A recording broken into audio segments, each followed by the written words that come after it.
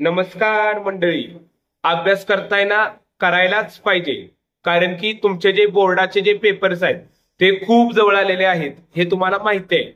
मग तुम्ही योग्य नियोजन करून अभ्यास करत असाल अशी मला खात्री आहे. मग आता तुमच्या अभ्यासामध्ये अजून तुम्हाला चांगला फायदा व्हावा यासाठी मी तुम्हाला सायन्सचे जे इम्पॉर्टंट क्वेश्चन्स आहेत चॅप्टर वाईज मी ती तुमच्यासोबत डिस्कस करणार आहे.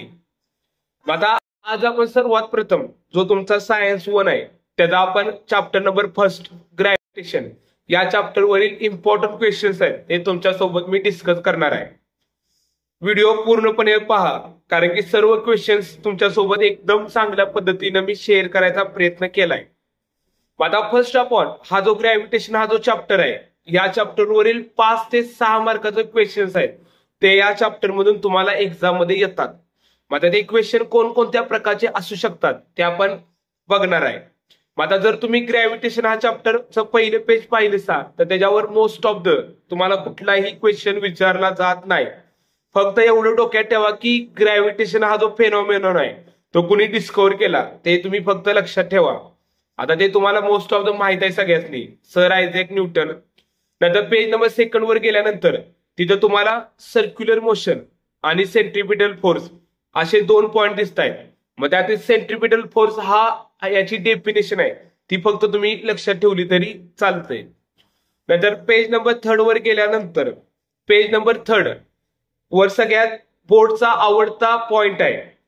तुम्ही जर बोर्डचा जर पेपर फॉलो केला असेल तर मोस्ट ऑफ द जे बोर्डचे पेपर झाले त्याच्यावर तुम्हाला केपलरचे जे लॉज आहेत ह्याच्यावर आधारित क्वेश्चन 3 मार्काला विचारले गेले. त्यामुळे केपलरचा लॉ तर करायचं आहेतच. नंतर पेज नंबर 4 वर गेल्यानंतर तुम्हाला Newton universal law of gravitation म्हणजे जे न्यूटन बाबा आहेत त्यांनी जो युनिव्हर्सल लॉ दिला होता मग तो लॉ तुम्हाला 2 मार्क्ससाठी एक्झाम मध्ये विचारला जातो किंवा या लॉवर आधारित एक्झाम्पल्स आहेत ते तुम्हाला विचारले जातात. मग आता नंतर त्या न्यूटनचा लॉ तुम्ही लक्षात ठेवायचंच आहे. त्याचबरोबर जी जी ची व्हॅल्यू आहे 6.673 इंटू 10⁻⁻11 त्याचबरोबर ते जे जी चे युनिट आहे ते पण तुम्ही लक्षात ठेवा. नंतर पेज नंबर 5 वर आल्यानंतर तुम्हाला एक डेरिव्हेशन खूप मोठं डेरिव्हेशन दिले. मग ते डेरिव्हेशन तुम्ही मोस्ट ऑफ द तुम्हाला याच्यावर क्वेश्चन जास्त करून विचारला जात नाही. नंतर मोस्ट ऑफ द नंतर पेज नंबर 6 वर आल्यानंतर तुम्हाला 6 आणि 7 या 2 पेजवर 4 एक्झाम्पल दिलेली आहेत. ती एक्झाम्पल तुम्ही करायचीच आहेत. ती एक्झाम्पल तुम्हाला मोस्ट ऑफ द 2 मार्क्ससाठी विचारली जाऊ शकतायत. नंतर पेज नंबर तुम्ही 8 वर आल्यानंतर अर्थ ग्रॅव्हिटेशनल ऍसेलरेशन त्यालाच आपण ऍसेलरेशन ड्यू टू ग्रॅव्हिटी असंही म्हणतो. मग आता ह्याच्यावर तुम्हाला एक प्रश्न येतो की स्मॉल जी म्हणजे ऍसेलरेशन ड्यू टू ग्रॅव्हिटी आणि युनिव्हर्सल ग्रॅव्हिटेशन कॉन्स्टंट म्हणजे कॅपिटल जी यामधील फरक स्पष्ट करा असा तुम्हाला याच्यावर 2 मार्काला प्रश्न येतो. किंवा acceleration due to gravity scalar quantity आहे, वेक्टर क्वांटिटी आहे असं ट्रू ऑर फॉल्सला येऊ शकते. किंवा ऍसेलरेशन ड्यू टू ग्रॅव्हिटी आहे त्याचं जे डेरिव्हेशन आहे म्हणजे त्याची जी व्हॅल्यू आहे अर्थच्या सरफेसवर आहे त्याचा जो फॉर्म्युला तो डिराईव्ह करा असा तुम्हाला 2 मार्काला प्रश्न येईल. नंतर ह्याच्यावर आधारित जे ऍसेलरेशन ड्यू टू ग्रॅव्हिटी आहे त्याची जी व्हॅल्यू आहे ती सरफेस टू सरफेस कशा प्रकारे चेंज होती हे आपल्याला ह्याच्यावर आधारित तुम्हाला 1 मार्काचा किंवा 3 मार्काचा प्रश्न विचारला जातो. म्हणजे 1 मार्काचा म्हणजे काय तर इक्वेटरला जीची व्हॅल्यू जास्त असते का, पोलला जास्त असत्या, ट्रू ऑर फॉल्स सांगा किंवा एमसीक्यू टाईप येईल. नंतर जीची व्हॅल्यू आहे ती पोलला जास्त असत्या, इक्वेटरला कमी नाही असत्या, गिव्ह सायंटिफिक रिझन असं तुम्हाला 2 मार्काला प्रश्न विचारला जाईल.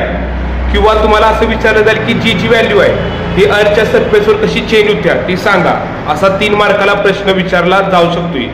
नंतर पेज नंबर पुढे आल्यानंतर तो जो तुम्हाला चार्टवर आहे पेज नंबर 9 वर तुम्हाला जो चार्ट दिलाय बघा म्हणजे तुम्ही जीची व्हॅल्यू आहे ती अर्थच्या सरफेसवर कशा प्रकारे अर्थच्या सरफेस पासून वर जाईल तशी जीची व्हॅल्यू चेंज होत्या तो चार्ट तुम्हाला तिथे दिलाय.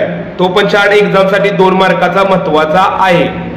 नंतर इथं तुम्हाला जीची व्हॅल्यू अर्थवर आणि मूनवर ह्याच्यामध्ये नक्की काय संबंध आहे ह्याच्यावर आधारित एमसीक्यू मोस्ट ऑफ द विचारला जातो.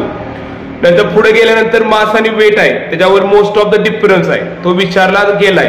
आणि मागची जी 2024 मध्ये बोर्ड एक्झाम झालाय त्याच्यामध्ये मास आणि वेट मधला फरक विचारला गेलाय.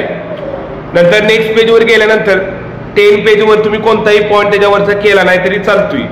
नंतर page number 11 were free फॉलची G definition आहे ती तुम्ही लक्षात ठेवा, किंवा फ्री फॉलवर जे एक्झाम्पल्स आहेत ते तुम्हाला विचारले जातात. नंतर पुढच्या पेजवर गेल्यानंतर तुम्हाला पेज नंबर 12 वर गेल्यानंतर फ्री फॉलवर जे आधारित एक्झाम्पल्स आहेत ते तुम्ही करा.